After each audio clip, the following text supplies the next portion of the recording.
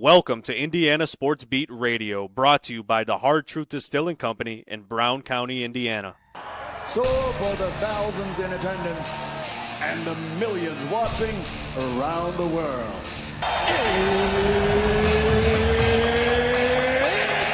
Time! Three on the way. Oh! It went in! It went in!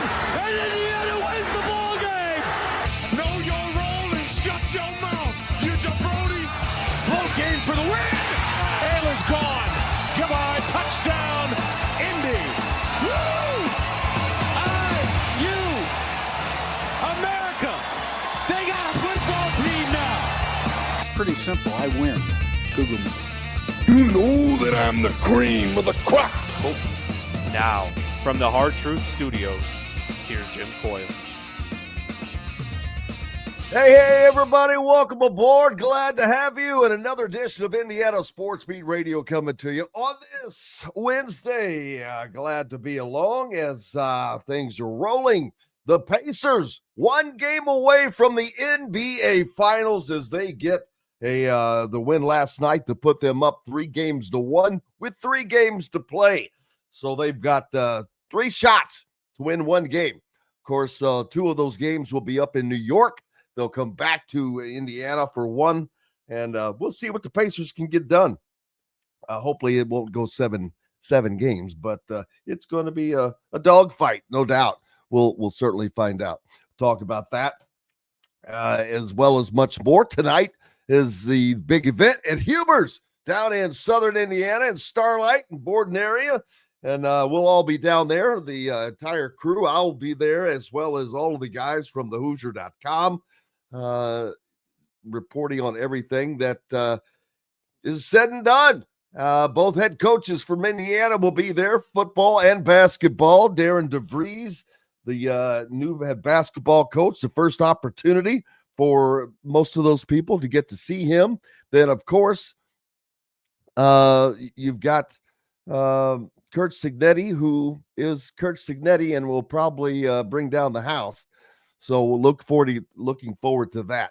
Donald pointing out AJ Moyet, our good buddy. I was just texting with him a couple of days ago. The new athletics director at Jeffersonville High School. Looking forward to talking to Kyle Neddenriep about that. That's a huge move. Now, I do know that he came this close to being the head basketball coach at Floyd Central a couple of years ago. And ironically, they had an open AD position here recently. I'm not sure what that how that worked out. But Shiron, Wilkerson, and AJ, very close friends, so that will work out well. But now AJ is Shiron's boss of sorts. So very interesting. Looking forward to talking to both of those guys. As a matter of fact, I may try to get them on together. That'll be something. But looking forward to that. I'm looking forward to talking to Kyle Neddenriep about that, of course. He's, I think he may have been the first to report that, or after Jeffersonville did. So looking forward to talking about that. But AJ has been looking to make a move for a couple of years. Like I said, I've seen. So great guy. Jeffersonville's lucky to have a couple of great guys there, and AJ and Shiron Wilkerson. And both very, very, very concerned, oriented around the kids. And so very, very fortunate for those down there at Jeffersonville, which they're building it up, man. Pretty big school, 2,000 student school, so they can certainly get it done. Looking forward to talking about the Pacers. How about those Pacers, man? One more, and they're done. But they get it done. They do drop the one game at home, of course, in game 3. But I'll take up 3-1 with 3 to play 7 days a week and twice on Sunday, as that is the situation that Indianapolis finds itself in now, as they took a kind of commanding 3-1 lead with 3 games to play. Now, the Knicks will get to play 2 at home, but they'll also have to play 1 in Indianapolis. The Knicks have to win all 3 of these games to remain alive. As last night, a 130-121 win for the Pacers. They jumped out early, 43-30. 43 points in the first quarter, by the way. Think about that. 43 points. Not bad. 69 points at the half. So that's the Pacers that's when you know the Pacers are getting out and getting after it. They stayed just pretty moderate throughout the game after that first quarter explosion. Only 26 points in the second quarter, 33 in the third, 28 in the fourth. But they gave up 3 points in the second. They only gave 3 points back of their lead. Then third quarter, they picked that back up. So they're back to even and up. The original, were they up 8? And then they give up 3 in the fourth quarter. So, man, one more game. NBA Finals. This is a big deal. They were the 4th seed in the Eastern Conference. You had the number 1 Cleveland Cavaliers, which they took care of. And then the Knicks took care of the number 2 seed Boston Celtics, the reigning champion, no less. And it looks like the Pacers hopefully are going to take care of the Knicks. Now, I'm not saying they're going to get it done tomorrow night in the next game at home. We'll see. I think it rotates back and forth now. It'll go to New York for a game, back to Indiana for a game, and then back to New York if necessary. So I expect to see game 6 back in Indiana, but you never know. The Pacers may have taken the heart out of New York. Kind of hard when you're down 3-1. Tyrone says Hard Truth Distillery will be rolling on the river craft beer festival at the Howard Steamboat Museum. Oh, are they down there? That's cool. Jeffersonville, June 7th. Absolutely. That's coming up, man. What is today? The 27th. So that's, we'll see, 1, 2, 3, 4, 5, 6. That's on a Saturday. So a week from this coming Saturday. Fred says Halliburton with a historic NBA game. Well, what hasn't been historic about what they have done? But yeah, absolutely put that up. Long live the world famous IU hump. No, we need to put that to bed, bro. Cheryl excited for AJ, the greatest realtor in the world. Cheryl Sizemore, that is, for those of you, anyone ever looking to sell, buy a home in the, especially in the Indianapolis area, you need Cheryl Sizemore. She is the absolute best. I can tell you from personal experience, goes the extra mile to make life much easier for you. Cheryl Sizemore sells at gmail.com. That's easy. How do you forget that? Easy peasy, baby. Brian was in Nashville last Saturday. He picked up a bottle of Hard Truth, old bourbon, and it's super good. Hey, send a picture of that to me. Anytime anybody goes to Hard Truth, I'd love for you to send me pictures of, or if you purchase something, take a picture of it, send it to me. There's 1,000 ways, of course, you can reach me on messaging, through messaging. Bring on the Hoosier Bison. Yeah, I've seen this. So it's kind of weird that they are making a big deal about the Bison coming back. And apparently it is. I'm not sure if that means there's going to be an actual mascot, but I'm thinking that there's going to be. This is not from any knowledge that I have, but simply from what we're seeing. I know people around the country are going to go, okay, Indiana, a Bison? Is that what a Hoosier is? So there's going to be a lot more questions if that comes to be. So, but who cares, right? the Bison used to roam the Hoosier countrysides back in the day. That's why it's on the Hoosiers, the state seal.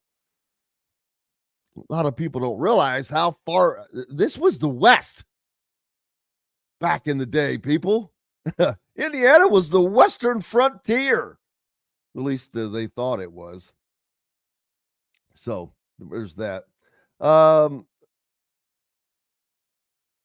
So, yeah, looking forward to a fun day on the program, of course. Dylan Sinn will join us from the Fort Wayne Journal-Gazette. In addition to that, we'll talk to Kyle Neddenriep. We'll talk about A.J. Moyet becoming the AD down at Jeffersonville. And Rick Bozich as well. Had a great piece in the that I think came out yesterday. We'll talk about in how Louisville has just been surpassed by Indianapolis, Nashville, Cincinnati, all the towns around them. But we'll get to that and much more. We're going to take a break. Up next, Dylan Sinn will join us, like I said, from the Fort Wayne Journal-Gazette. Back with plenty more from the Hard Truth Distilling Company studios. Andy Moore Honda is Bloomington's #1 Honda dealer for a reason. Buy a new Honda and get a 3-month break from car payments. That's right, no payments for 90 days. That includes the all-new, all-electric Honda Prologue, and you get it for just 0.9% financing. Or the 2024 Honda Ridgeline Black Edition or the Honda Accord LX, both for just 1.9% financing.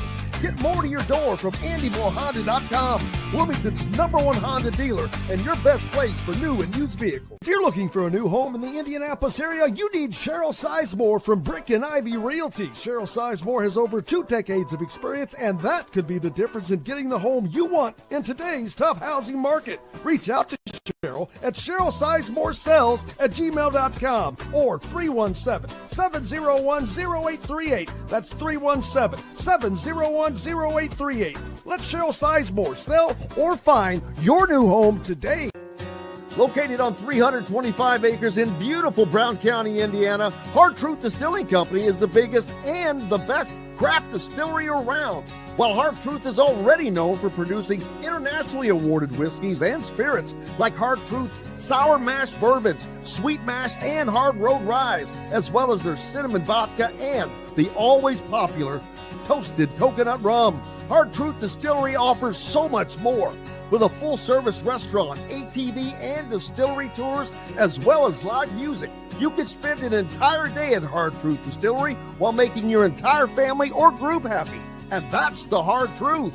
Hard Truth products are available across Indiana, as well as many other states. So no matter where you shop, if they don't carry your favorite Hard Truth product, tell them you want the truth, the Hard Truth. Hard Truth Distilling Company encourages you to enjoy all of their products responsibly and to never drink and drive. Welcome back to the Hard Truth Distilling Company studios on this Wednesday. I just noticed that Dave G says, maybe it's just me, but does anyone else who gets on YouTube notice that the date of the show is a day behind? Well, it definitely is today. And I just, as soon as I saw that, went, oh yeah, I'm a day behind this week, man. This holiday week got me. So, yeah, I will have to adjust that in post editing. But Dylan Sinn from the Fort Wayne Journal-Gazette joining me now. How's it going, my friend? I'm good. Yeah, I'm glad it's Wednesday and not Tuesday. Thanks for that, Jim. Appreciate it. Yeah, well, we've got Dave to thank for that, for waking us up to that, waking me up to it at least. Tonight, big event down in Huber's in southern Indiana, Borden, Starlight area, which is a beautiful, beautiful area down in northern Clark County, close to where I grew up. And the Huber's Orchard and the Huber's Orchard and Winery always hosting this event, has for 3 decades. And I guarantee you it will be a packed house tonight with Kurt Signetti and a great season coming up. Don't know how good it's going to be, but it's going to be good. And the sheer fact of knowing that is crazy, mind-boggling. brand new basketball coach. Oh boy, haven't seen much of him at all. People have not seen him do much media because he's been busy. And tonight will be, well, they're going to be fortunate because they're going to be the first fans to get to see both coaches together in action. Yeah. I mean, if you think about it, this is the first time that Darren DeVries has talked to the media as a whole, right? He's done some individual interviews. This is the first time he's talked to the media as a whole since he was hired, since the day he had the introductory press conference. So in the interim, he has brought in 10 transfers. He has hired, I believe, 4 assistant coaches. It's been an absolute whirlwind for him. And so we're going to get a chance to talk to him. On a personal note, this is the first time that I will be going to the Huber event. Usually we decide it is a little bit too far for us up here in Fort Wayne. It is about a 3.5 hour drive. I was going to assume because I know, unfortunately for me, it's not just it's still an hour 20 or so, but hop skip through the woods back down home. I go the back way, brother. I know the back way. Yeah. So, you'll have to show that to me. It's about 3.5 hours for me, but I'm going to be there. So I wouldn't pass up this opportunity to talk to Coach Sig and Coach DeVries and just kind of get their perspective on how the offseason has played out here, because there are plenty of questions for both of them that I think that they'll have some interesting answers to. Yeah, and the thing that I hate, that sucks for me is when you want to ask a question in this particular forum, the way it's set up, it's a dog pile of reporters around them. And, by the time, sometimes if you don't get your question out early and your question gets taken, then your backup question gets taken, and then your third question gets taken, and you're like, what the crap am I going to ask that matters right now? Because you want to ask something that is of interest, number one, and is something that people want to know. But that happens quite frequently. So you got to be on your toes, baby. It's an old school scrum. This is where you separate the wheat from the chaff among the beat reporters. No doubt about that. Aaron says he wants to see what DeVries has to say about the team he put together. Oh, I'm sure there'll be many questions about that. I'm sure we will get to hear him talk about that. 5 thinks that Coach DeVries' walk-in song should be "Welcome to the Terror Dome" by Public Enemy. Now I do like that idea. Some walk-up music for Signetti and DeVries. Boy, a little spotlight coming, because there's an area that they could walk in from beside. Oh, they could make this kind of fun. That would be something. But I mean, I think that I can almost guess what not Signetti, but Coach DeVries is going to say. Hey, I put together a bunch of guys that are winners, that come from winning programs, that are scrappers, that are going to hustle, that are going to work hard, that are whatever, because that's the gist of pretty much what he has done, in addition to his son. And you mentioned he's been hiring a staff. They finally announced Kenny Johnson. They did. As a hire, a month after he was brought on? Yes. Drew Adams has still not been officially announced, despite the fact that he was in a video with the collective. He did an interview with Sidney Parrish and the whole 9 yards. He still has not been officially announced. I got pictures of Drew Adams with Darren DeVries and Nick Norton from when the Geico Nationals were here. Yeah. That was back in April. He's very clearly on staff. He's very clearly doing a good job and doing what he does. They just haven't officially announced him yet. And they haven't officially announced any of the players. 0 players have been officially announced. So we'll get to ask some questions. And so that's an interesting question for me is, so generally speaking, the idea, the rule is coaches are not allowed to talk about recruits, even if they're committed, if they're until they've unsigned. signed. We don't know how many of these guys have officially signed letters of intent. Right. So I don't know. We don't know how many of these guys have officially signed letters of intent. I think it's probably most of them, but I don't know for Wouldn't sure. that be a little And so I scary? guess the question is how many of these guys is It'd be a little bit scary, for but me, you know, especially waiting until June until they get here, because yes, when you've gone through that trouble to put that team together, which is, it's not like you've got 17 players either. You've got however many. There's not a lot of overlap 12 or here. 13. They have 11 right now. They have 11, and they're hoping to get 2 more with Luke Goody and Anthony Leal. Which we still don't have clarity on, and we can probably ask him about that tonight. And he's probably not going to be able to give us any clarity on that. But it is one of those things where when they don't know, I'm sure probably some of them have probably. My assumption is, and I think that this is pretty grounded in reality, is that they have signed most of them, and they are waiting until all of them sign, and probably the NCAA rules on Leal and Goody to release the entire roster together would be my guess. But I guess we'll have to ask Coach DeVries and see what he says. Cheryl says she's okay with no official announcement. They're obviously very, very busy, which is more important. And that is true. I mean, absolutely. The most important stuff is to get the stuff done. You can talk about it later. And as a matter of fact, talk is cheap, baby. Who cares about the talk? I think it was Aaron again that said he's kind of happy that they're not ranked that high, so then won't get a big head before the season. Fans are going to need to take a wait and see attitude. I don't think, and I'm not saying wait and see to support your team, but I'm saying wait and see what they have and how they're going to play. And you're not going to judge this from game 1 or game 5 or even game 10. It's going to take a minute for these guys playing games together to start to gel, and that does not happen fast. And part of the reason they're going to Puerto Rico. Speaking of Puerto Rico, my man Dylan, do you speak Espanol? I took 5 years of Spanish in high school. I minored in it in college. I took 5 years in high school and college and can't speak crap hardly. Yes, I can understand it to some extent if you speak más lentamente, very slowly at me. Why do they speak so fast?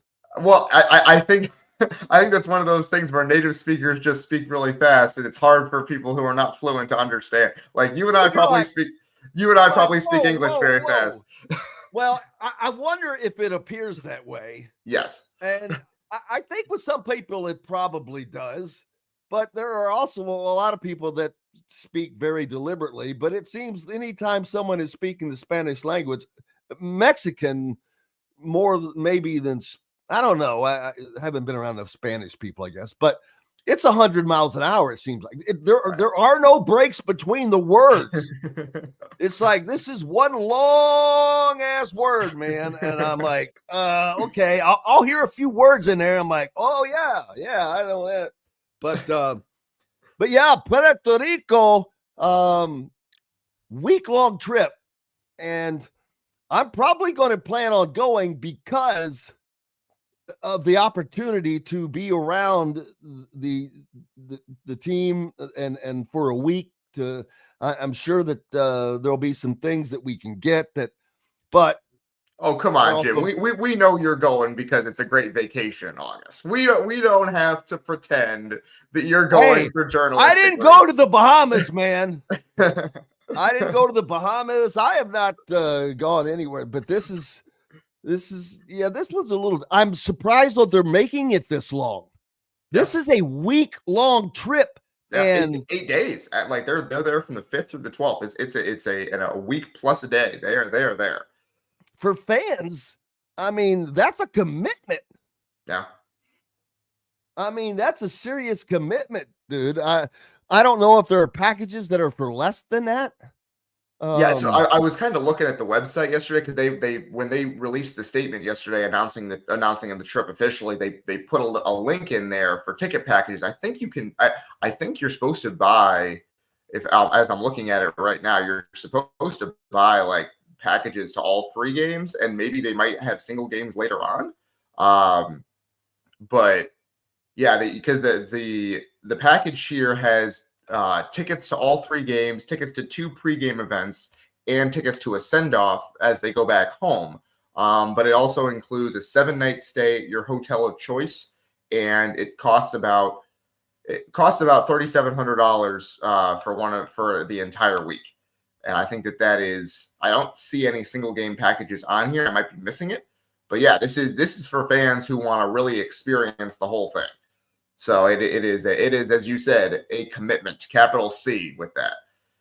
Well, this is longer than any other trip would be. This is longer than what the daggone it, over in Hawaii. That's the Maui Invitational. Maui Invitational. That's like a nice 4-day deal, and most are. I mean, this just seems like crazy. How many fans are going to be taking off a week to go on this thing? I mean, retired people, I can see that. Yeah, and I'm sure people will take some vacations, but I'm just shocked at the length of that this thing is. Yeah, and it's interesting because like the first game, I believe, is the 6th, and then they have other ones like a couple of days later. So there's a break in between those first couple of games where you're just kind of hanging out. Yeah, the games are the 6th, the 9th, and the 11th. So you have 2 days after the first game where there's nothing going on, and you're just kind of hanging out. Yeah, 3 days, only 3 games too, spread out among that whole time, which I guess is good, because who the hell wants to go sit in a ballroom, which I assume is where they're going to play these games? No, they're playing them at Roberto Clemente Stadium. Ooh, yes. Is that an indoor facility? I think it is. I think it is a convert, like a indoor outdoor. Oh, please don't tell. Please do not complete that word. If you were going to say a converted facility, I'm like, oh no, that thing, that thing's got leaks. Yeah, it is a multi-purpose stadium, usually used for baseball games. So I'm not so sure about that. We will have to see. Yeah, I bet that's got a rollback roof. Yeah, got a rollback roof and everything, right? Yes, it is. Roberto Clemente Coliseum. Excuse me. So I wonder if that's different from Roberto Clemente Stadium. We are doing research on the air here. This is great live radio that we have going on. Well, if it's the one that I'm looking at, that's stadium. Yeah, it is a sport. It's Roberto Clemente Coliseum is a sports and concert arena in San Juan. It was for many years Puerto Rico's largest indoor event facility and remains among the 5 largest. So yeah, it is an indoor facility. I'm looking at a picture of this. I hope this thing gets bigger. Get back, because the roof looks like it looks like palm tree palms, and I hope that's not the roof. Yeah, they have hosted the World Championship of basketball there, like the FIBA World Cup type of thing. So they've hosted basketball there for a long time. Capacity 12,500. It's going to be very intimate, which is great. Means everyone's going to have a good seat. You don't have other schools there to be fighting, so it's going to be Indiana fans. And I don't think that the team from Serbia will be bringing a lot of fans with them. That's a joke. Not unless Nikola Jokic flies them in with it on his own dime. That's. But I wonder. Oh, is it? That's he doesn't own it. He used to play for it. Yeah, he used to play for it. Here's the deal. I'd have to pull up the guy who is the contact for this. It's Joker's agent. Oh, I talked about this with Mike DeCourcy last week, and he's never even thought about anything to do with college. Well, now he expects to represent between 35 and 50 college players this season. Yeah, all European players that are coming over. There is about to be a European invasion into college basketball, and it's going to make a difference. As a matter of fact, I think you'll start to see the difference this year. What Illinois is a team completely made up of European transfers. You've got both Bozich brothers now playing together. You've got Stojakovic, his son, on that team. There's somebody else as well. They Brad have five Eastern European players on that roster at Illinois. Yeah. And he really read the tea leaves and said, this is where the sport is going. And why didn't Indiana go get him some European? I do wonder if it was a little bit difficult with the guys, with the new coach coming in, that these guys had relationships with some people before. And so he probably had to scramble. I do think there probably is a chance they get some next year. I think my guess is that playing these games against this mega super bet, which is Joker's agent, is a way to make a contact. That's not the most important thing that's happening here in Puerto Rico, but my guess is that part of that is we are making a contact. We're going to say, hey, we remember us when your guys are looking for a college program. Remember to reach out to Indiana. Remember we played you guys in Puerto Rico. You saw how we operated. You're going to want to be a part of this. So send your guys over to us. I bet that's part of this as well as making contact. Yeah. And now there has to be things done differently for NIL, because foreign players on visas, there's issues, but there are ways around it, people. I looked into it, researched it a little bit. There are so many ways around it. You can get an athletic visa. You can run it through your home country. I forget all the different ways that you can get around it, but it's going to impact college basketball without question, because these dudes are pros. They're ahead of any college player virtually that's going to enter college. They have been playing against pros. They've been playing professionally in that kind of environment. So, man, having a Euro on your team is going to be a good thing. And I'm a little surprised that Indiana didn't dip their toe into that with their needs being so great. But you've got to have the contacts, and maybe they don't have the contacts yet, but it looks like all you got to do is reach out to Rico, who I think's the dude whom is setting this whole thing up. So yeah. Hey, for those Indiana fans who don't know yet, I encourage you, and it might be a little bit scary, go watch the highlight video of Omer Mayer, the point guard that Purdue signed out of Israel, who is the heir apparent to Braden Smith. Boy, howdy, is that dude really good. He is really, really, really good. He's been over there playing with Travion Williams, former Purdue player, and he is an absolute monster. So if you're an Indiana fan, you want to know what's next to Purdue. That has to just burn Indiana fans, because Matt Painter goes out, hits a home run, boom. Yes. This kid, and he's not one of these kids that's 20. He's 17 years old. He looks like he's about 25. He is completely physically developed already. And he was out there. He played in the Nike Hoop Summit, where it's the world, the international players against the best high schoolers in the United States. And he dominated, just absolutely dominated. And it's really, really impressive. So if you're an Indiana fan and you want a jump scare, go watch the highlight video of that Nike Hoop Summit. It's really impressive. And that is the way that this is going, is those guys coming over here and putting up numbers. Absolutely. Hey, Dylan Sinn from the Fort Wayne Journal-Gazette with us. More coming up from the Hard Truth Distilling Company studios. Know a team or group needing a fundraiser? Boost Fundraising raises more money faster and offers the most unique and user-friendly online fundraiser in the nation. Your team receives personalized fundraising pages for each team member. Free team-branded promo gifts shipped to each donor. Boost Fundraising does it all. Sports teams, marching bands, charity causes, and community groups. Go to boostfundraising.com and be sure to enter the promo code COYLE, that's COYLE, to receive a discounted fundraiser. Located on 325 acres in beautiful Brown County, Indiana, Hard Truth Distilling Company is the biggest and the best craft distillery around. While Hard Truth is already known for producing internationally awarded whiskeys and spirits like Hard Truth's sour mash bourbons, sweet mash, and hard road ryes, as well as their cinnamon vodka and the always popular toasted coconut rum. Hard Truth Distillery offers so much more.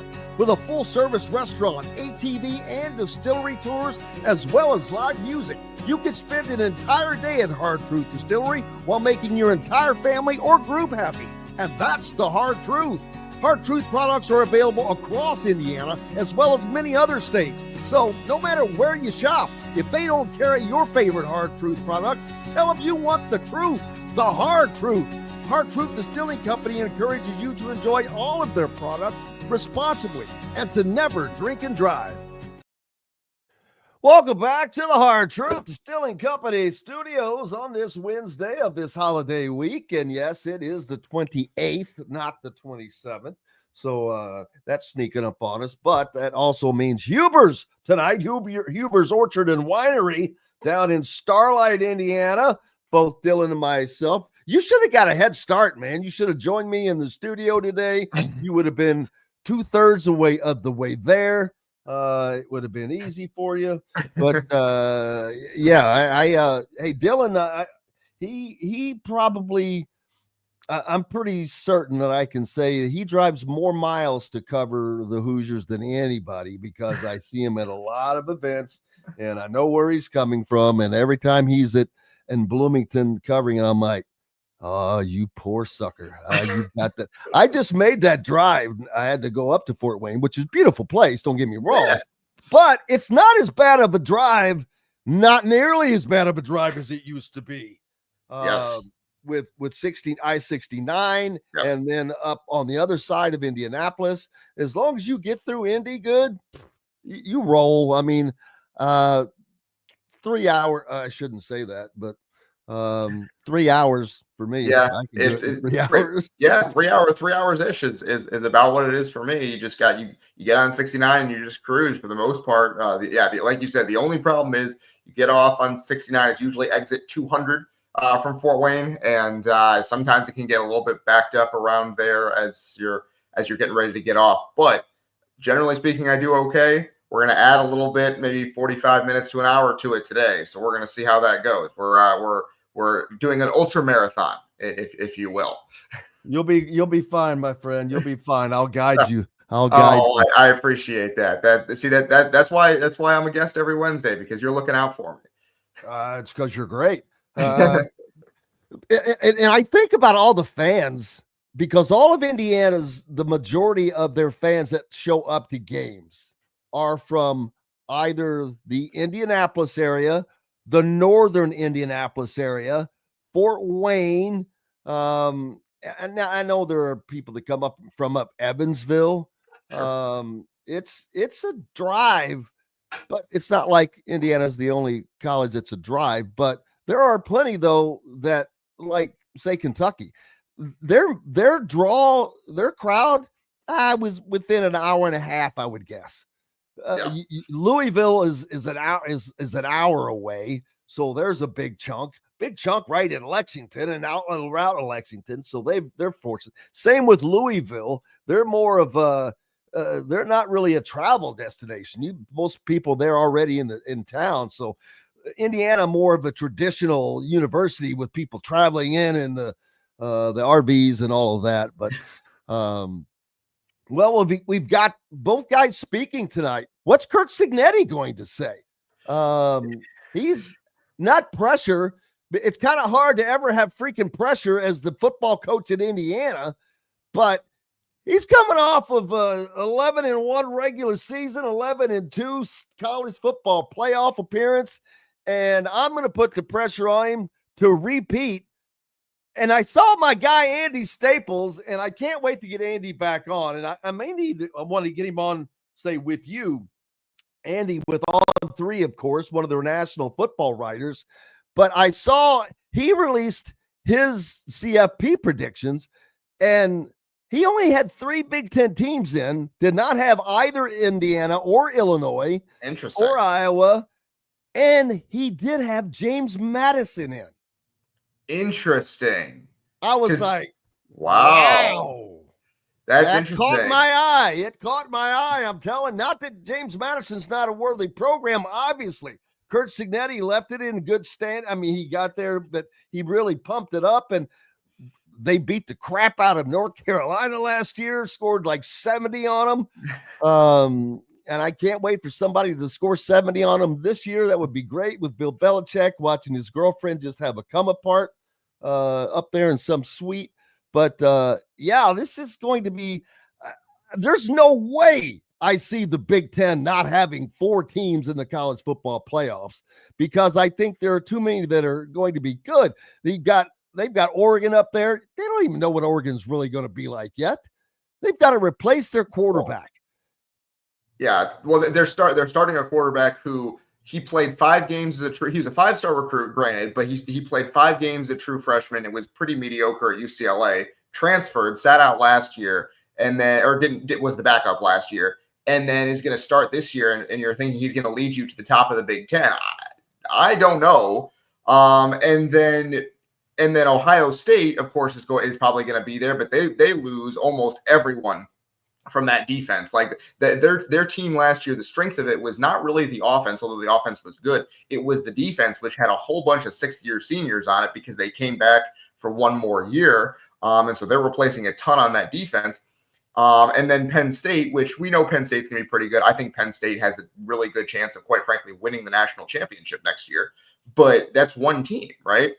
And so my guess is out of the group of Indiana, Illinois, Iowa, and Michigan, by the way, which has a pretty easy schedule and reloaded this offseason in the transfer portal, I think that one of those 4 probably gets in for the Big Ten. Now, it's not unprecedented for a conference like the Big Ten to only get 3, because the SEC only got 3 last year, remember. So it's possible that we end up with Illinois, Indiana, Michigan in that spot like Ole Miss and South Carolina were last year, where they're just kind of on the outside looking in. They're ranked 15th or 16th or something like that, and we end up with that situation. But we'll have to see. I'm curious as to how that shakes out, because on paper it makes sense that there's, outside of those top 3, there's no one who's a sure thing. But boy, Indiana has a lot of talent that's done things before. Like, Indiana's not relying on a lot of guys who haven't done it at this level. They have a lot of guys with experience and a lot of snaps who have played well before, even though they might be new to Indiana. I've talked about this a lot. They weren't starting from ground zero like they were the year before. Not only that, on defense, how many teams have an All-American anchor of a down lineman, a linebacker, and a defensive back? All-Americans, front to back, with Mikael Kamara, Aiden Fisher, and D'Angelo Pons on that side of the ball. Offensively, I have been saying this, I think they're going to be better. I think because of Fernando Mendoza being healthy, having some mobility, just not for the fact of running the ball much, some I'm sure, but keeping plays alive, making plays a little more difficult, adding some wrinkles. I think that Curtis Rourke did not really leave the pocket at all, hardly last year. He couldn't. He couldn't. Torn ACL. Well, that was the only offense they could run was Kurt, get the ball out as fast as you can. And look how freaking successful they were with that. And that was with an offensive line that was manageable. I guess that's what you would call it, manageable. They were able to manage most games. Well, they've improved on that, and they had to, because there's no way you can compete with the Ohio States and the Penn States without a beefed up offensive line, because that's what you're going to see across from them. Now we need to see, can they go on the road and do something? Because I have been talking about all along, and will continue right up through the season. To me, they need to win either at Iowa, Oregon, or Penn State. Now, obviously, we know which one of those games gets more difficult, actually, in that. Iowa, unique, brought in a quarterback from South Dakota State. Whew, they've never thrown the ball under Kirk Ferentz. Will they throw the ball with a throwing quarterback? Well, and that guy, and that guy, we don't know his health status. Like, they think he's going to be good if he's healthy, but he was injured coming off of last season. They're not sure exactly how much they're going to be able to get from him. So we'll have to see. I am. Well, then it's back to just handing the ball off 3 yards in a cloud of dust. Well, and the problem for Iowa there is they lost their All-American running back. Caleb Johnson last year for them was one of the best running backs in the country, like a top 5 in the country running back. Absolutely fantastic, 1,600 yards, and he's off to the NFL. So they're reloading at that position as well. So I'm interested to see how that offense comes together, because it could be good. It could be a step forward. It could also be a little bit of a step back. And so we'll have to see. I don't see it's going to be a step back, but I don't think their record is going to be as good because their schedule is tougher, obviously. You've got those 3 road games. They could lose all 3 of those, and none of those losses would be bad losses. Oh, yeah. Depending on that could change. I mean, the quarterback may not be very good, and they may not have a great offense, and now that turns into a game that you kind of have to win, or whatever the case may be. But Illinois coming in, opening up Big Ten play, that might be one of their toughest games of the year, because it's the first Big Ten game. It's early in the year. You're 4 games in. How good are you? How good is your offense synced? And that is another advantage. While they do have new pieces in Fernando Mendoza at very important places and at running back, the majority of these guys that are in critical positions on both sides of the ball are coming back. They played here. They played in that system. They played for these coaches. They played in the defense and offense that they are currently running. So that's a huge advantage that Indiana didn't have last year, and it didn't seem like it hurt them much. Yeah, absolutely. And they were able to put up huge numbers. Remember, they were the most efficient offense in the country up until the playoff. Right, like that.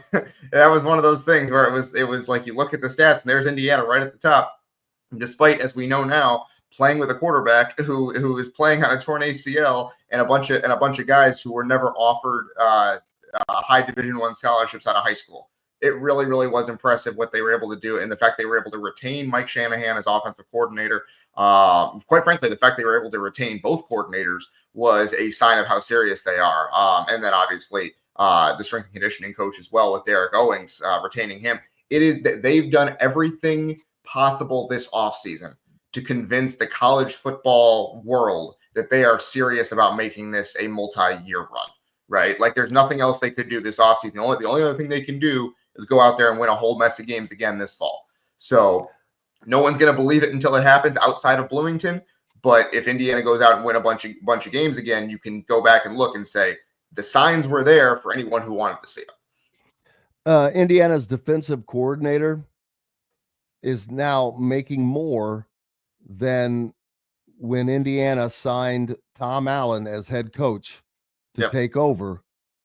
Was that 8 years ago? 2017 was his first year, I believe. So to put things in perspective, the defensive coordinator has a higher salary than Indiana's head coach did. They're just one previous head coach back. That showed $1.8 million was Tom Allen's initial salary as head coach of a Big Ten team. Man, $1.8 million.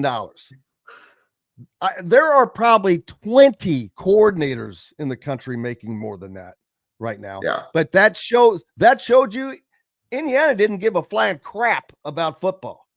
It was just it was a nuisance. It was a nuisance, and it was viewed as a nuisance. And fortunately for Indiana and Indiana fans, Scott Dolson has said, you know what? It's time to ramp it up, baby. And it's interesting because the one of the reasons I'm sure that, I mean, obviously Scott Dolson wants football to be good, and there's every reason to believe that he is a football fan and all of that. But one of the reasons you want football to be good is because there's a possibility that we are going to do some kind of super league here at some point where football is king, and you don't want to be left out of that thing because it's going to affect basketball, right? Like that. Yep. If you want to be part of that group, because that is where the money is going to be, you are not going to be able to compete very well without that. And so Indiana needs to be competent in football to make sure that basketball comes along, right? And I think that's something that I like. One thing we could ask Curt Cignetti tonight, and I'm sure someone will, is there's been a whole bunch of news coming out here the last couple of days and weeks about potential new playoff formats where the Big Ten and the SEC get 4 teams in automatically each. And so that's what the Big Ten and SEC are kind of bandying about and proposing with a new. It's 4 teams each for the Big Ten and SEC, 2 teams each for the ACC and Big 12, 1 team for the Group of 5, the lower level conferences, and then 3 at-larges, and you expand to 16. That is one potential format that has been bandied about here as they try to figure out. And this would be for 2027 and beyond, as they try to figure out what to do with that, because the times are changing in college football. So I'm sure Curt Cignetti has thoughts about that as well. I'm sure he does, and I look forward to it, brother, and I look forward to seeing you this evening. Absolutely, Jim. Thanks. I'm looking forward to being there. Thank you for having me on, and I guess you'll enjoy the meal. Huber's, oh man, the fried chicken, oh mercy. You don't know the treat you're in for tonight, baby. Oh, I'm looking forward to it. I've heard about this. Like I said, I've never experienced it, so we're gonna have the whole experience tonight. Appreciate you, my friend. Thank you, Jim. I really appreciate it. Have a great rest of your day, and I'll see you tonight. Yes, sir, buddy. Dylan Sinn from the Fort Wayne Journal-Gazette joining us here on Indiana Sports Beat Radio from the Hard Truth Distilling Company studios. You know what that means. If you're looking for a new home in the Indianapolis area, you need Cheryl Sizemore from Brick and Ivy Realty. Cheryl Sizemore has over 2 decades of experience, and that could be the difference in getting the home you want in today's tough housing market. Reach out to Cheryl at CherylSizemore@gmail.com or 317-701-0838. That's 317-701-0838. Let Cheryl Sizemore sell or find your new home today. Located on 325 acres in beautiful Brown County, Indiana, Hard Truth Distilling Company is the biggest and the best craft distillery around. While Hard Truth is already known for producing internationally awarded whiskeys and spirits like Hard Truth Sour Mash Bourbons, Sweet Mash, and Hard Road Rye, as well as their cinnamon vodka and the always popular Toasted Coconut Rum. Hard Truth Distillery offers so much more. With a full-service restaurant, ATV, and distillery tours, as well as live music, you can spend an entire day at Hard Truth Distillery while making your entire family or group happy. And that's the Hard Truth. Hard Truth products are available across Indiana, as well as many other states. So no matter where you shop, if they don't carry your favorite Hard Truth product, tell them you want the truth, the Hard Truth. Hard Truth Distilling Company encourages you to enjoy all of their products responsibly and to never drink and drive. When it comes to apparel and promotions, Freethink has you covered, literally, whether it's 24 or 200 shirts for sports leagues, businesses, or groups. Freethink Apparel and Promotions can also create your very own merchandising store. Freethink Apparel and Promotions did it for Indiana Sports Beat Radio, and they can do it for you. Whether it's screen printing, embroidery, digital printing, promotional products, vehicle wraps, or anything else under the promotional line. See what Freethink Apparel and Promotions can do for you at freethinkapparel.com. Welcome back to the Hard Truth Distilling Company studios on this Wednesday, May 28th. Get the date right, man. I've been behind as usual. Those short weeks always do that to you. At least they do it to me with my ADHD brain. But I hate when I get the date wrong. But the 28th, this Wednesday tonight, we're heading to Huber's to talk to both Darren DeVries and Curt Cignetti. In addition, I don't know who else is going to be there besides I do know that Elijah Surratt will be there in addition to at least there will be some other players as well. We will get to talk to Elijah for certain.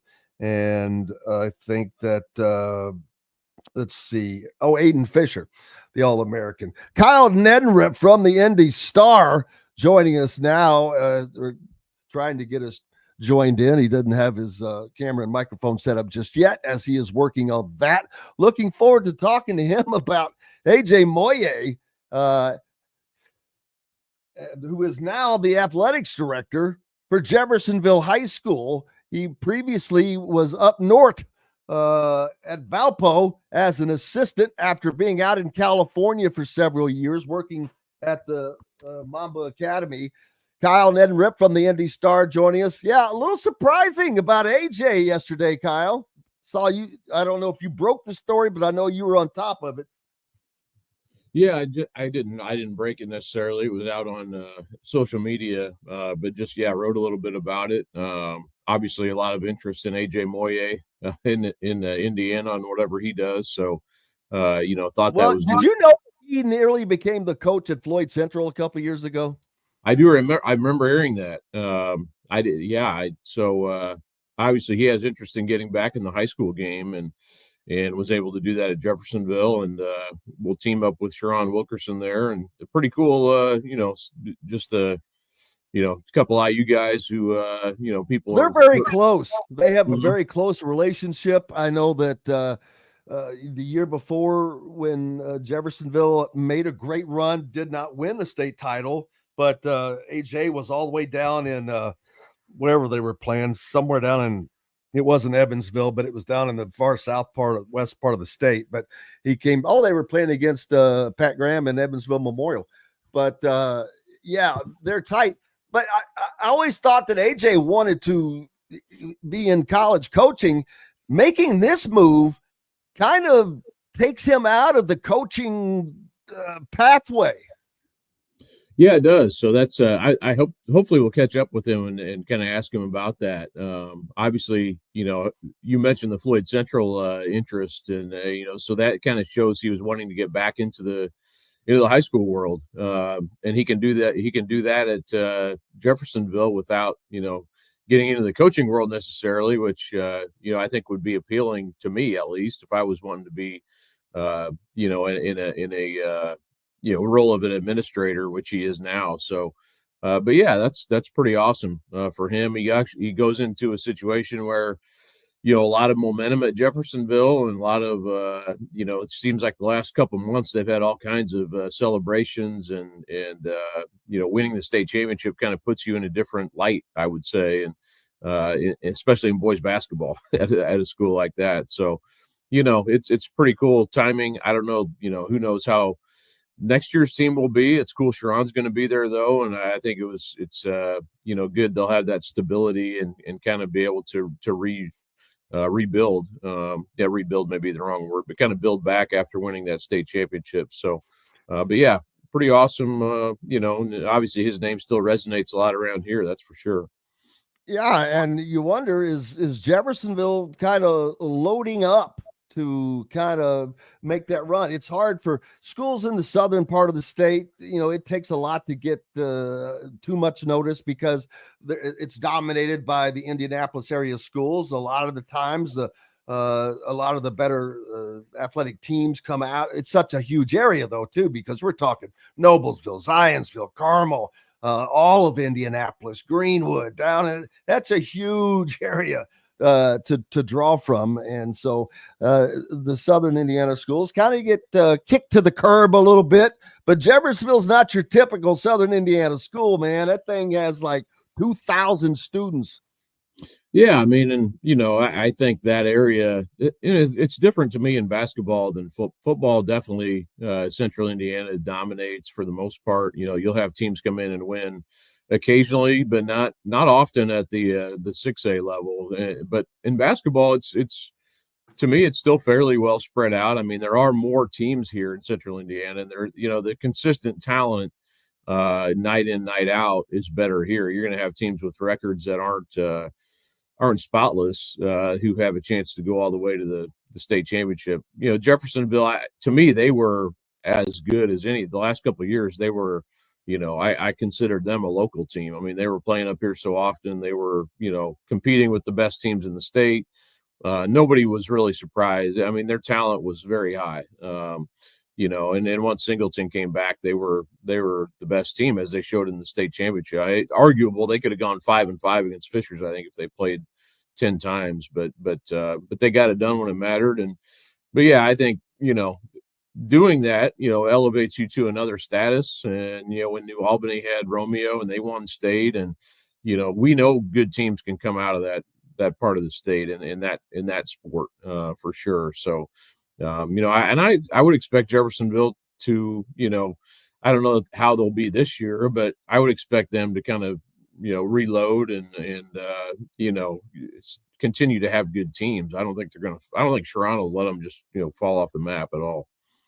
No, and Tyrone from down in the area says their principal, Pam Edwards, as a classmate, has completely turned over the athletic department, which kind of reminds you of Indiana with Pam Whitten and all that has gone on underneath of her, how football has gone from being a second-class citizen in Indiana to a front row seat.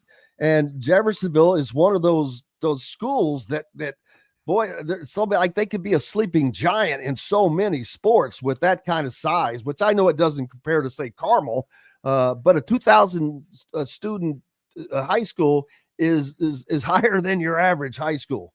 Hell, Floyd Central was like 1,500, I think, maybe 1,800. Yeah, and you shoot around here, you're looking at schools now that it's pretty normal now that the suburban schools and the township schools around here are 2,500, 3,000, 3,500. Not just Carmel. It's and Carmel is I think 5,000. Ben Davis is like close to that. Warren is close to that. But yeah, all these suburban schools now in the circular Indianapolis area are about 3,000. So it's you're that's what you're going up against. Almost all these schools have construction on new facilities, and so it's kind of a keeping up with the Joneses type thing. And yeah, as this transfer thing changes here in June, it's going to be those are things almost like college, where you're trying to present yourself to the best light possible to prospective families and students and athletes. So that part is interesting to me, and it's always sort of been that way. I mean, you could always kind of pick your school going into your freshman year, but now,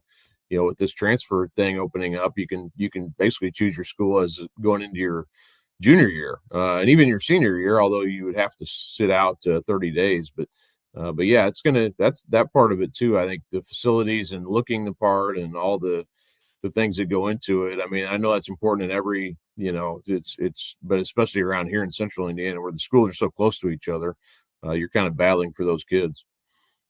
Yeah, and looking forward to seeing how that's just wild, because that's not something you see very often. Guys that were involved in teams to see, they didn't play together. There was no crossover. 2002 for AJ Moyet, and then Shiron was probably 4 years before that, I guess, maybe. Yeah, probably even earlier. He graduated high school in '93, so yeah, it was probably about 7-8 years. 4, 5, 6, 7, yeah, in between them. But they became but that shows you great how those guys cross over, stay together. The work that they have to do out networking with each other, and there is nobody that I've seen do more networking than AJ Moyet. He was always at events, at the state finals. He was at the state finals this year talking to Darren DeVries and the various coaches that were there. He knows a lot of people, and that has to be a huge advantage for an athletics director to have those kinds of contacts. Yeah, absolutely. And that'll only serve him well. His experience, I think, will, and I don't know, kids probably won't necessarily remember him as a player, but, his connections to, what he did with Kobe Bryant and the training he did out there. And those things will definitely resonate. And the fact that he was a college coach the last couple of years, obviously that's appealing too. that he was still in the game that way. So yeah, he's got a lot of there's a lot of things he's done in his life that have kept him in the game of basketball beyond his playing career. And obviously they're at Jeffersonville. We're interested in him in this role, and he's a pretty charismatic guy. I think he'll do well there. Yeah, and then Tyrone pointing out, and I forgot, Lance Stemler, is he still an assistant down at Providence? I think last I knew he was. So yeah, I believe that's still the case. Five had some chance to spend some time with AJ last summer. He's an awesome dude. Yes, he is. And we will have both Shiron Wilkerson and AJ Moyet on tomorrow to talk about all this. So looking forward to that. Both great guys, like I said. So I can't wait to see how that impacts, because I know Shiron, I mean, he may not say, but he would love to get into college coaching. And I think he would be a hell of a coach. I've got to be honest with you. I think he's a really, really good coach. And I think he would be a good college coach. He's had the experience. He coached under Pat Knight at Lamar, and he's got experience at that level. But I just love how he deals with the kids, and he wins. Well, you tell Shiron tomorrow that I want him to stay in the high school game, because I like I like covering him, and I enjoy. I'm not pushing for it. Don't worry, I'm not pushing for it. I'm just saying. But I would definitely, I'd love to be able to talk to you about it too, because it's a lot more fun. And even though it's Jeffersonville, it's still it's hard for me to say that without having a bad taste in my mouth, being a Highlander. But yeah, man, the southern part, at least it's not New Albany, right? Right. That's a harder fish to eat there. What else is new in the high school ranks right now? We've got the All-Star season is upon us. Everything gets started this weekend, right? Yeah, next Monday with the the futures game and the junior games and stuff like that. All kind of have to recalibrate. I see the comment there on Shiron, but yeah, Shiron's just on that, to wrap that up. He's just been a really, what he did this year and kind of that circular moment for him. I was just super happy for him that he got to experience that and bring that team to the state finals. Just to bring him there is something, but then to win it the way they did was just really, really awesome. So yeah, I'm just on a personal standpoint, I don't ever pull for teams, but you look to people, and I was really happy for him to have that happen. I'm getting chills just thinking about it right now, because I'd like to think I know what it meant to him emotionally, because of all of the 180 he did with his life, of all the things that he went through to climb that mountain, and just the year before they were a step away and just kind of got kicked back down. And then to come back and to topple that mountain, that's huge. I mean, you can't ever take it away. Plus, he becomes one of the, three guys that it's ever won a state title as a player and as a coach. Yeah, I think that's it. I have to go back and look at that at your alma mater. I think that's the way we had it. But yeah, I think there was three. That roughly, I think but anyway, it was just very cool. I mean, you could probably do a movie about that story. And now here's something that I think you could start, not to interrupt you, because I just did, and I apologize, but we're running out of time. I would love to see someone start a campaign that has the cachet to what happened with the Mr. Basketball from his year. After it was taken away from him, it was given to Kojak Fuller, but wasn't it taken away from him? Yeah, how'd that go? I don't know that they ended up, doing anything else with it after that. I want an honorary at the very least, an honorary Mr. Basketball for Shiron Wilkerson, lifetime achievement for all the things he's done for the game, for himself, how he represents. He's the only person to have gone through that. And I hate that for him, because of how incredible of a person he is. And let's start that campaign. You're at the Indy Star, baby. You got some pull there. So what do you think about that? I do he may not even care at this point, but it's and We he always care. Yeah, he always answers the questions. I'll say that. He always, he'll talk about that, and he never shies away from that. Talking about how he, has had to, live with that, and I think but he kind of, leans into it. He's, it's sort of a, hey, my story's about redemption, and that was a large part of their story last year, which I think would make for a great movie if somebody did one. Even everything they dealt with last year, Singleton going out, that injury, it kind of takes everything away from you. And then he comes back and plays awesome. And, there's a lot to all that. Let's see what we can get started. Something. I'm serious. I mean, I think he deserves it. He really does. And it was a bad situation. Kids make bad decisions in life. And while there are always consequences, I think he's paid the price, and I think it would be a great thing for Indiana basketball, personally. Well, and going back and reading the stories, it seemed like kind of an overreach to do that, but Shiron sort of owned up to it too. I mean, he said, I made a bad decision. I shouldn't have left the team, all those things. So he sort of, I think, left. He could have been like, even in years following, been like, I got shafted. I got this and that. He never was really, I never heard him say any of that. So I've never heard him say anything but own up to everything. But not only that, to use it as a positive in his life today. And that's why he's one of the people I respect most in the world. So I want to start some kind of campaign. I don't know what can get done, Kyle, but I'm serious. I think that title may be vacant. Let's give it back to the original rightful owner, state champion as a coach now. He's a leader. He's a great leader of young men. I think he deserves it. Yeah, that would be cool. And I would say, getting to know Trey Singleton a little bit and Michael Cooper and those guys really love and respect him. And those guys are great too. I mean, they're great to talk to, great young men. And they have talked a lot about how they owe a lot to Shiron. So that and PJ Douglas and Sean Boyd, you go down the list of that group that really respects and admires Shiron Wilkerson. He's hard on him, but that's part of being a leader and a coach. Absolutely. Kyle Neddenriep, I will be expecting to start seeing some stuff in the Indy Stars soon about what's afoot with Shiron, but we'll have him on tomorrow, and I'll let him know that that's underway. No, I'm just kidding. I'd rather it be a surprise to him, to be honest with you.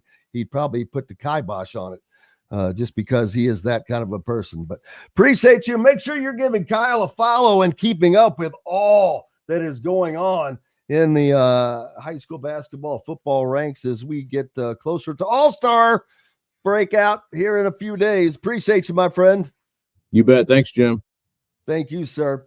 Back with more from the Hard Truth Distilling Company studios. The ISC Sports Network is your home for sports content across the Hoosier State.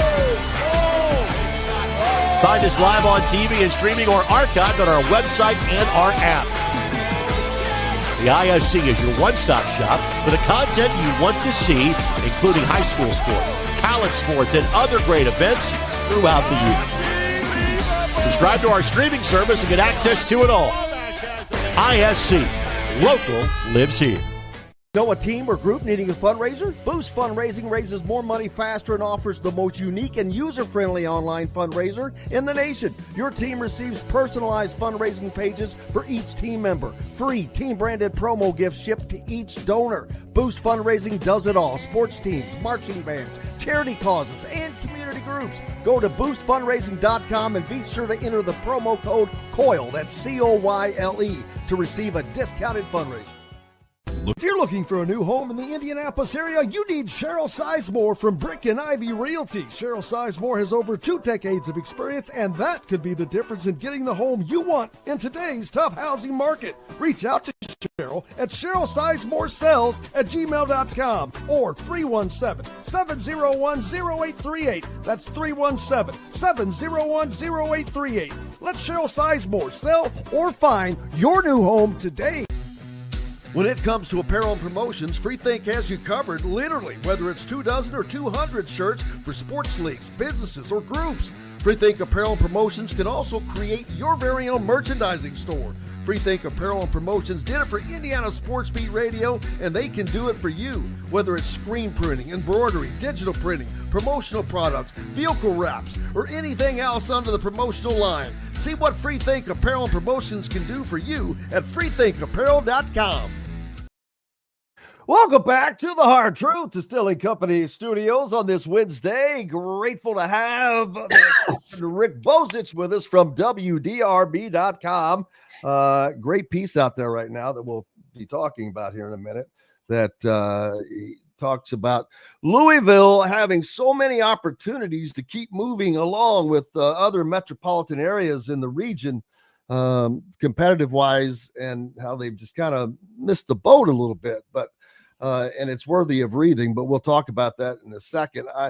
I was having a conversation with Kyle Neddenriep, Rick, that after AJ Moyet, he becomes the athletics director at Jeffersonville, which is kind of a wild deal with him and Shiron there now. But Shiron Wilkerson, with all that he's done, the turnaround in his life, I think he deserves to have his Mr. Basketball back.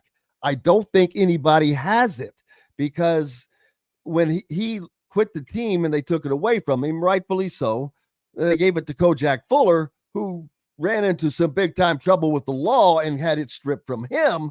So I think it may be just sitting there, and I think he deserves to have it back. And I want to start a campaign to get that done. He is, just because of the person he has become, what he does with the young kids that he coaches and teaches and is around. He is an exemplary leader of men, and I think he deserves it as much as anybody. You know what? I think that's a great idea, and probably worthy of a column. Shiron Wilkerson has done a remarkable turnaround and become a difference maker at Jeffersonville High School. I think he realizes what happened when he was younger, and he can share that message with young kids. I'll tell you a story, and Shiron might remember it, he might not. You said you're going to have him on, I think, tomorrow. Mm-hmm. I covered that All-Star game. It was in Freedom Hall. The first game was in Freedom Hall. And after it was over, we saw Bill Benner from the Indianapolis Star and I were outside the Indiana team locker room, which is there on the east side of the building, and Shiron kind of stormed out, and we stopped him and said, "Where are you going?" And he told us he was quitting, and we both tried to tell him, I think you need to rethink this and calm down and go back in there. And he had made up his mind. And, Larry Bird's the only other one who I think did that earlier. He got mad when Kirby Overman didn't play him. Yeah. Back in 1974, and he quit the All-Star team, and it became a famous story. But Shiron was actually Mr. Basketball. It was a much bigger award, and said, you shouldn't do this. But, when you're that age, you act with emotion sometimes. But I think the point you're making is a great one, that he has learned from his lesson. He has learned his lesson, and he can be a great example of you can turn things around, and it'd be a great recognition for what he's done. Yeah, anytime I have the honor to talk to him, I can feel everything he's done. I mean, literally, it is palpable when he talks to you, how he treats you, when he talks to you, how he addresses you. It is not an act. I mean, you can't carry an act on the way he does and has, and as he carries himself in the several years since I've known him now. And I'm just amazed. I'm like, why can't I do that? I mean, it's to see somebody, a human, do that. It's one of the hardest things in the world to do, to change your being in a 180. And he has, not only has he done that, but he uses that for the great benefit as a coach, as a teacher, as a leader of young people. And I mean, wow, he's a special person. And I guarantee you, not many people thought that in 1993, in the summer of 93. They weren't thinking he was a special person. And he wasn't at that moment, but neither was I. And I mean, a lot of us would like to have a lot of mistakes back, but his was just more into the spotlight, unfortunately. You're right. Again, when he was on that team, I think the first thing everybody thought was after he quit Mr. Basketball was, what's Bob Knight going to think about this? And here's another layer to it. The coach of that all-star team was Bill Hamill from Lafayette Jefferson. Bill Hamill is the brother of Bob Hamill, the former sports writer in Bloomington, who's Bob Knight's best friend. So right off the bat, he was going to get the inside scoop from Bill Hamill on what was going on with Shiron. And so Shiron did go to IU anyway. And what, he played 2 years, maybe? He left in his third year, maybe. And he had injuries. Didn't he break his leg? Or the spiral fracture going up for a layup. Right. And a headbutt. We can't forget the headbutt. And the headbutt. And, I don't even remember.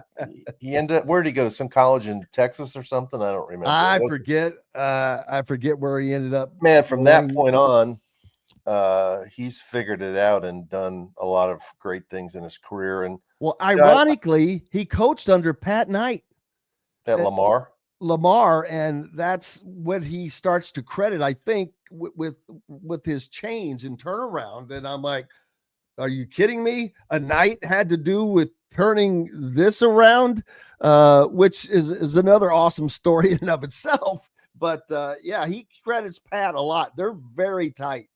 Good. When he got the job, I don't know if it was 3 years ago, maybe. Larry Owens was the AD at Jeff, and I remember I went over to Jeffersonville High School in the middle of the summer because they hired Shiron and Corey Norman, who was with him on the 93 Jeff team that won the state championship, and did a story on them. And I remember Shiron invited me to a practice, and he had just been on the job maybe a month. And it was a summer workout. It wasn't like any super practice, but you could just tell from that meeting when he commanded the room with the players, it was impressive, and they responded to him. And I think kids know that Shiron has not only talked the talk, he's walked the walk. And so when he tells them, I did this and I should have done this, but I did this and you need to do this, that they're more likely to listen to him than they are to other people. And that's not even getting to the basketball part, because Jeff's program had slipped quite a bit in recent years. And for him to bring them back and win it all. I mean, didn't they go to the Final Four the year before, or at least the semi-state? And then it was actually, I think it was. They don't have the Final Four anymore. But yes, I think they reached the Final Four team. They were when they got beat. And then this year they beat Fishers in the championship game, which was an upset. That was a really good Fishers team. The unbeatable team. Yeah. So I think Shiron is a great success story of, it doesn't always happen. Everybody wants things to happen in like a day or a week or a month. It doesn't happen sometimes for people that quickly. It takes time, and don't give up on people, and encourage people and support people. And you're going to have some success stories. And Shiron is definitely one. And what's impressive about him is not the basketball part. It's the part about how he can share his message with other young men that need to hear it. And who does it so openly to anyone. So, I leave it to you, man. You are the man with the voice, a much larger voice than me. But, look forward to that. But, and so let's see what else. We've got Huber's tonight, of course, which I assume that you'll be there. Yes, sir. First time we'll get to see Darren DeVries. I mean, we saw him in his opening press conference, but he's going to have to not only meet with the media, but then he's going to have to stand in front of close to 1,000 people staring at him. And I hope he's been actually, I'd say, practicing on his public speaking, but they've got a video going around. Apparently Indiana's bringing back the Bison this fall. That's what I heard. They've been doing this little kind of secrecy thing, but the dude can shoot the rock, unless they've done some right? it's southpaw. Unless they're doing some trick photography, he was stroking the strings, man. I was like, damn, He sunk several in a row, and then that trick shot didn't look cut or edited. So I'm like, you know what? Maybe he's knocking those down. He looked pretty fluid shooting those shots too. Yeah, I think he was a good player in Northern Iowa.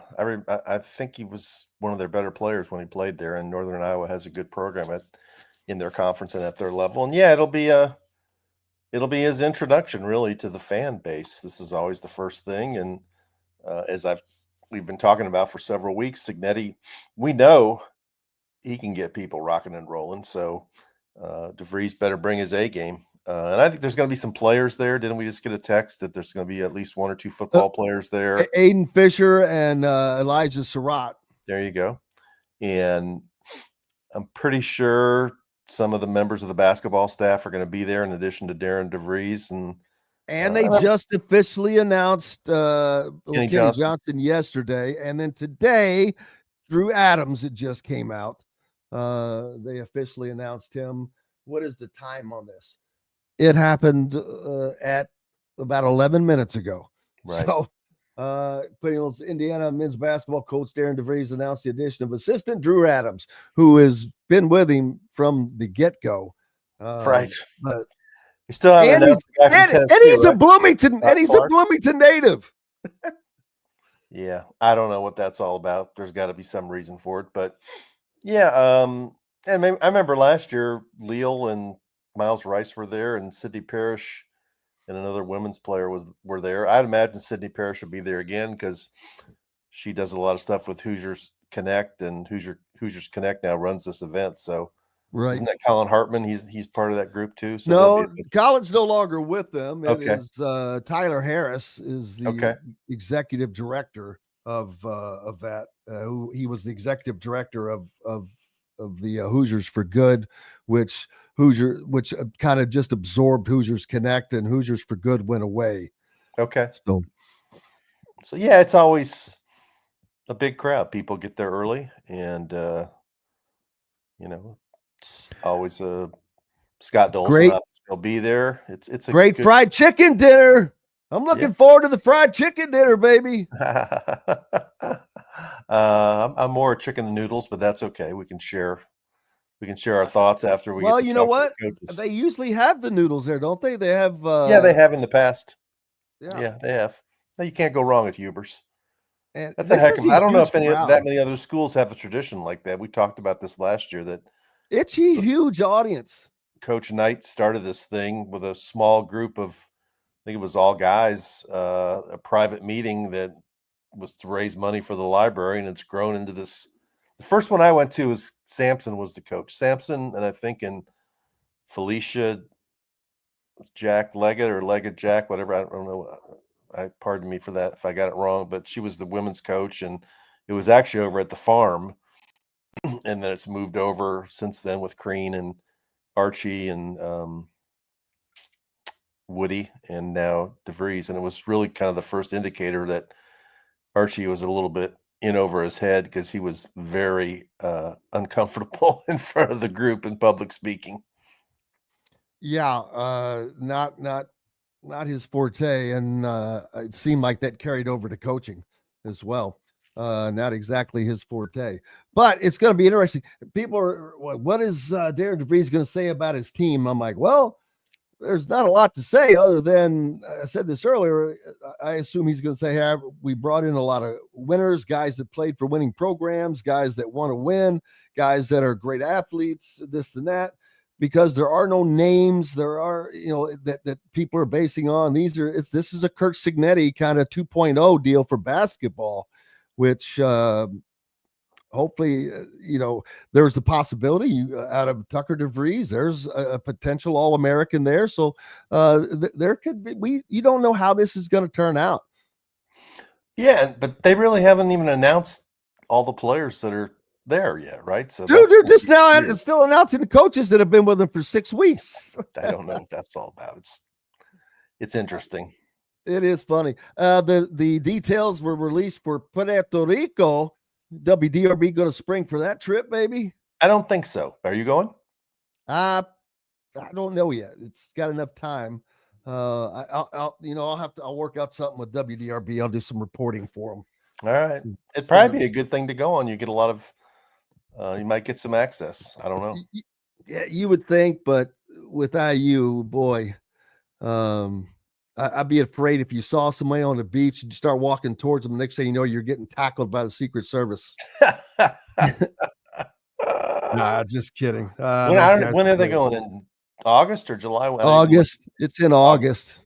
Okay. That's got to be hotter than Hades. Yeah, Patino. I think it was Patino took a team down there one year and played some games. I think it was, or maybe it was Chris Mack. I don't remember. I know Eric. We did go once when Louisville went. Eric Crawford and Tom Lane went because Eric still talks about the trip. But yeah. I know someone who's been there previously is an IU basketball coach, Bob Knight. That's correct. 1979. I almost didn't make it home. Statute limitations may have expired and does not carry over to Darren DeVries for him, hopefully. Yeah, I remember that year. That was the Pan Am. Was that Pan Am team? Oh, yeah, that's right. It was the Pan Am team, wasn't it? Yeah, because didn't Kyle Macy get his jaw broken or something? There was some yes. I forgot about that. Yeah. August in Puerto Rico can be a mixed bag in terms of weather. On one hand, you've got warm, breezy days with temperatures that make for some great beach time. But on the other hand, August falls smack dab in the middle and in the middle of, hurricane season. So along with those nice days, you might also encounter a few stormy ones with some rain thrown into the mix. If you're more of a go with the flow type, this might not cramp your style too much. Well, there's that. I'm going to have to do some research back into that.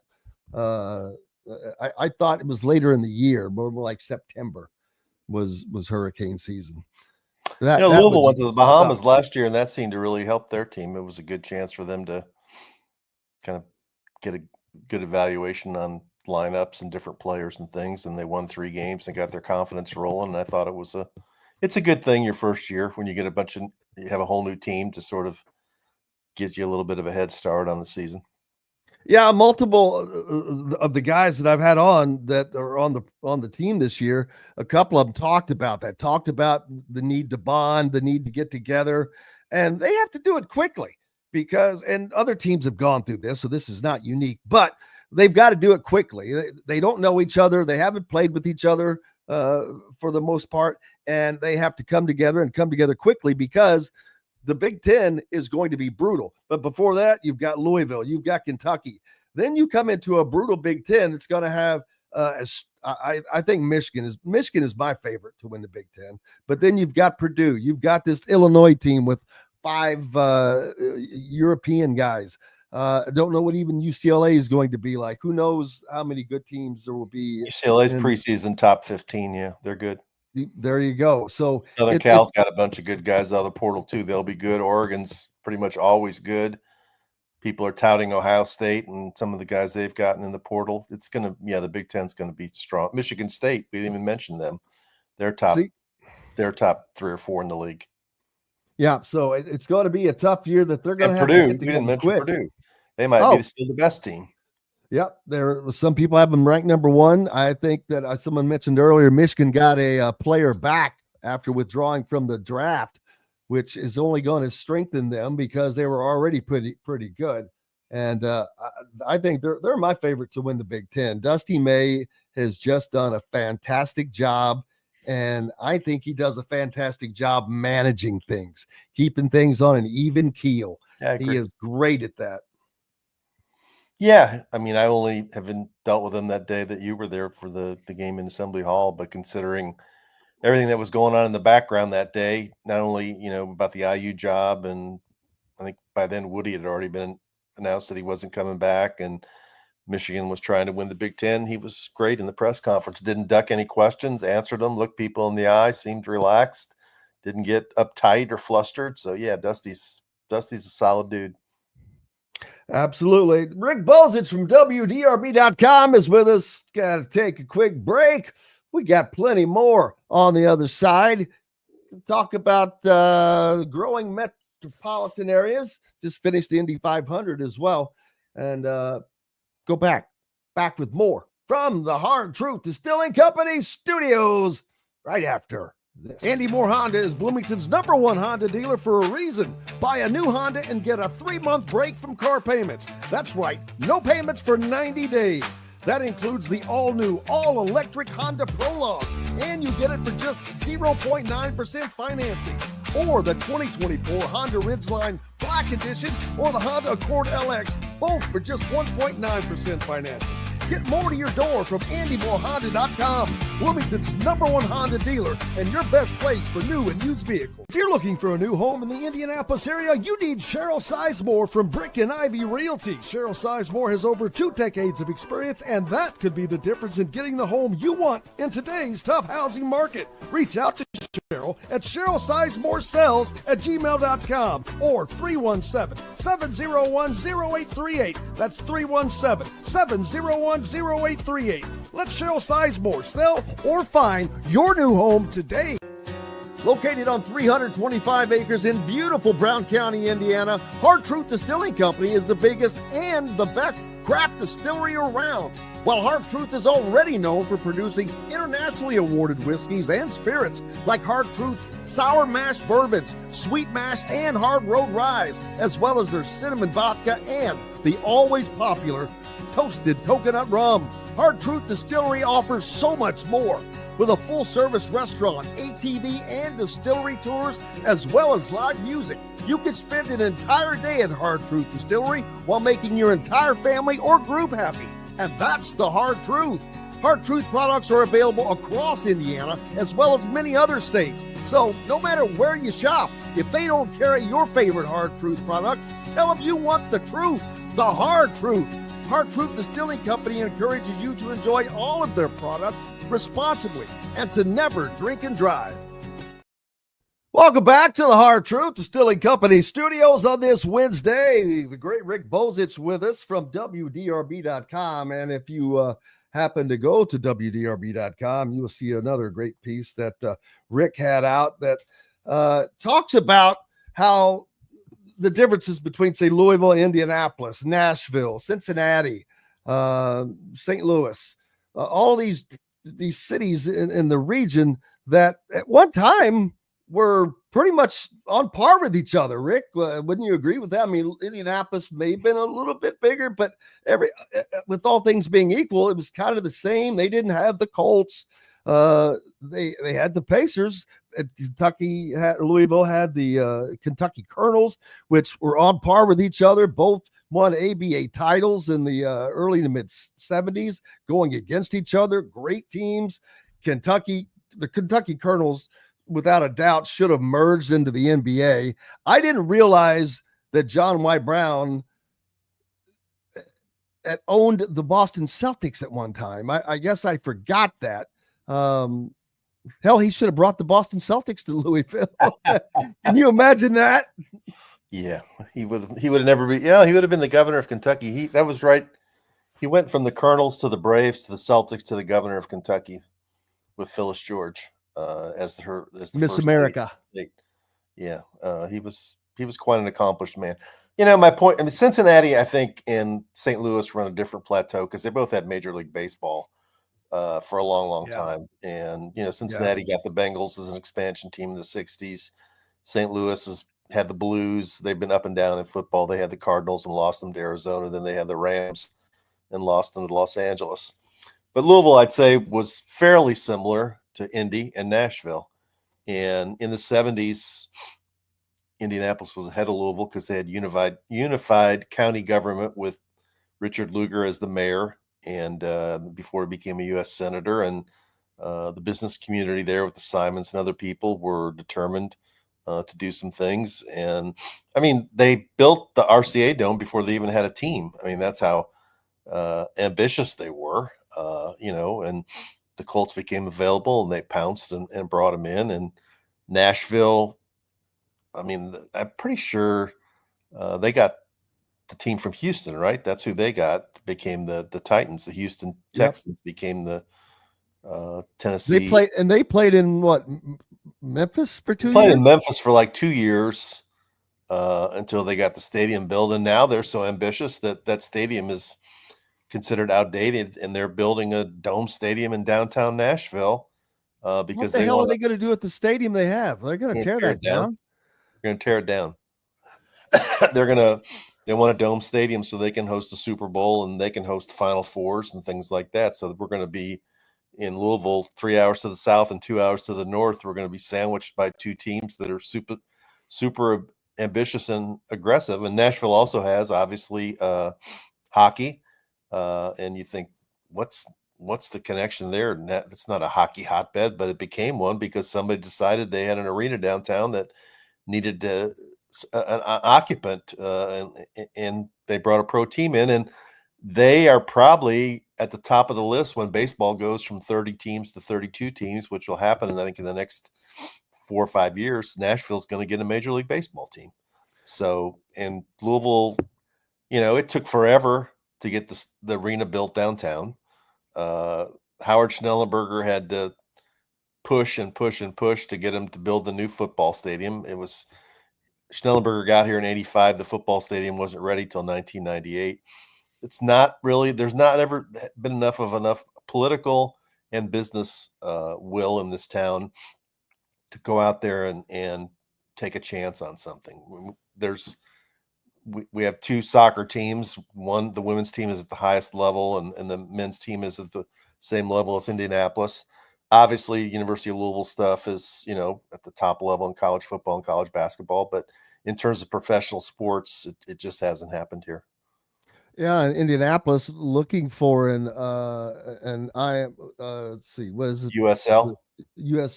Well, they want a major soccer. NASL. I don't know the leagues in soccer that well. Yeah, they want to probably go up to the same league that Cincinnati's in, and pretty sure Nashville's already in that league and other teams. Is it MLS? Major League Soccer? MLS, that's what it is. I don't know. Is it too late for Louisville because of the proximity now? Because you're an hour and a half from Cincinnati, you're 2 hours. Too late for what? Soccer? No, to like a NBA franchise or a pro team of consequence. Soccer, no, because obviously soccer is very hockey. When they had a hockey team, they brought fans. River Frogs nearly cut my thumb. Yeah, I mean, I don't ever hear any talk about hockey. No, I know, but I'm just saying it was popular when they had it. So, yeah. There's room for sports. The NBA thing has been mishandled so many times that I think the NBA has moved on. If the NBA is going to add any teams, it's going to be Seattle's going to get their team back, and Las Vegas might get a team. So Louisville at best will be third or fourth on the list, and I don't see the NBA adding more than 2 teams for a while. So maybe there's a chance at some point, if I don't study the NBA attendance numbers well enough to know if any of the teams are not doing well. In the past, I know New Orleans had been shaky at times, but even that seems like a long shot. The other problem is the arena.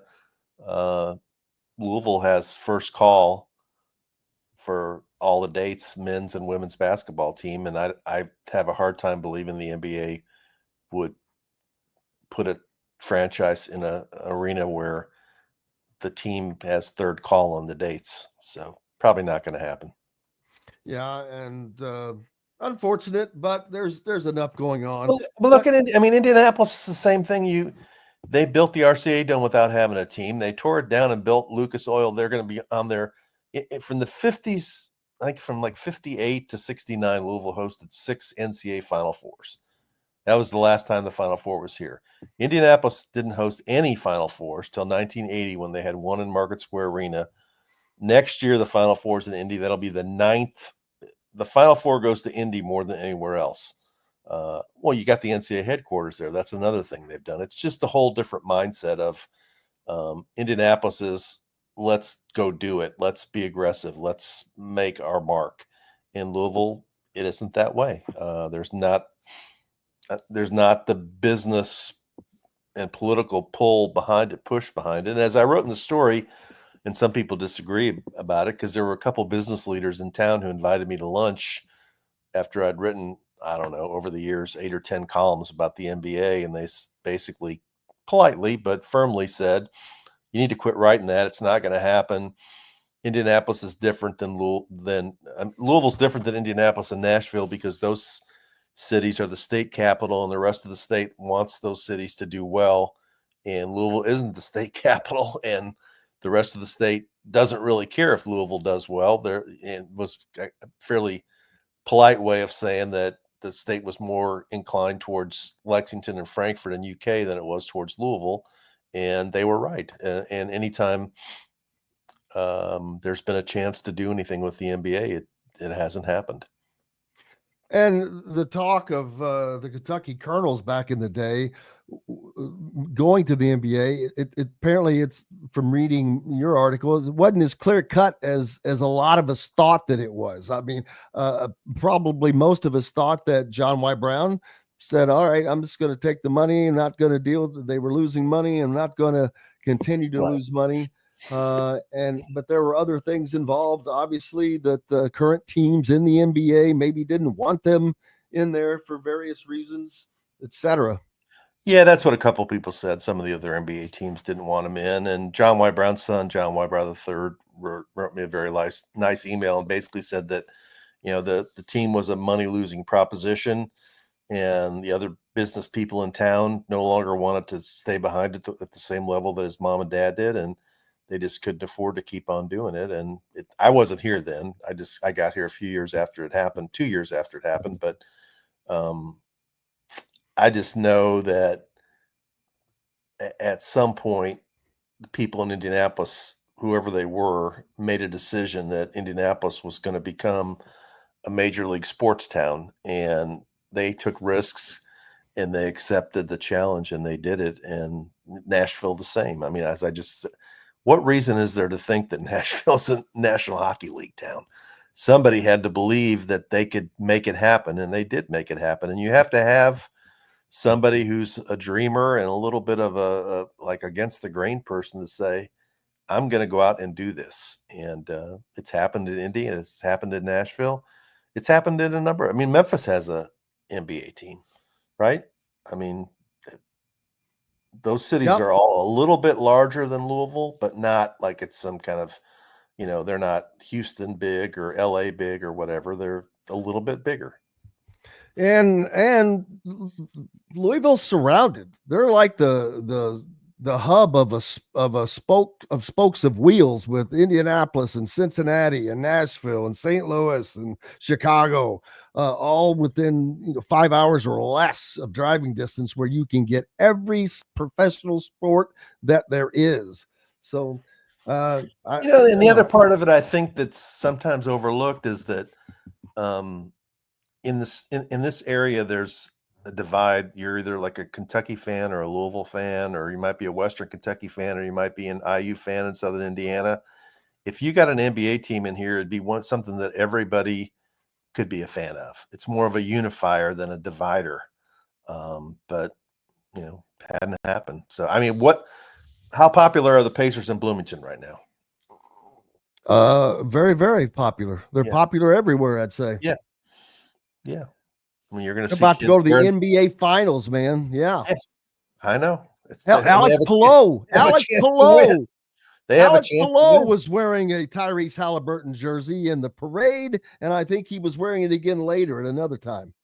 Yeah. So, I mean, they're a good young team. They're going to be good for a number of years. They should be. Halliburton has got that magnetic star quality about him. He's good with the media. He's got a nice, his tremendous game, a great smile, great personality, doesn't get in trouble, says the right things. The Pacers I'm not saying they're going to win, but it wouldn't be shock me if they beat Oklahoma City and won the NBA championship. They can do it. They can certainly do it. Rick Bozich from WDRB.com. Looking forward to seeing you tonight out down at Huber's, and appreciate you, my friend, as always. All right. We'll see you tonight, Jim. About 5:30 they're starting. Is that right? That's when those starts. I'll be there before then. I'm sure you will. Save me a seat. Gotcha, brother. Right. Rick Bozich from WDRB.com. Big thanks to everybody on the program today. Most importantly, thanks to each and every one of you. We'll have all the coverage from tonight with the IU coaches and players, and we'll have that for you tomorrow. In addition to AJ Moyet and Shiron Wilkerson on. Looking forward to it all. Appreciate you for joining us today. Until then, I'm Jim Coyle. I will see you on the radio. Thanks for listening to Indiana Sports Beat Radio. Be sure to subscribe to our YouTube page for more clips and team coverage of Indiana basketball, football, and more. You can also find full episodes and tons of other content on thehoosier.com. We'll see you next time for another edition of Indiana Sports Beat Radio.